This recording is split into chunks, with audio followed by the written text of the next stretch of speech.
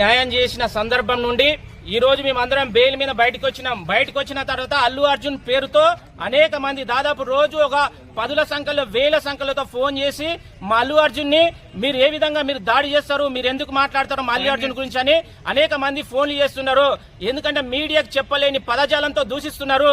అల్లు అర్జున్ యొక్క వాస్తవ నిజ స్వరూపాలు ఈ తెలుగు రాష్ట్రాలకు ప్రపంచానికి తెలియని ఆలోచనతోనే మేము ఎవరైతే మాకు ఫోన్స్ చేసిండ్రో వాళ్ళందరి యొక్క చిట్టా తీసుకొచ్చి పోలీస్ స్టేషన్ లో సబ్మిట్ చేసినాం, కేసు పెట్టినాం.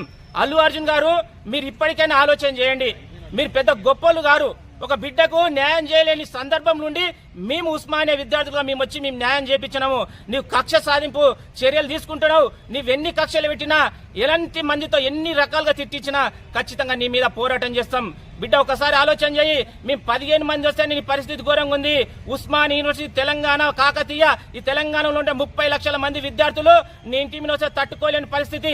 న్యాయం ఎటువైపు ఉంటే అటువైపు ఉస్మానియా విద్యార్థులు ఈ తెలంగాణ విద్యార్థులు ఉంటారు.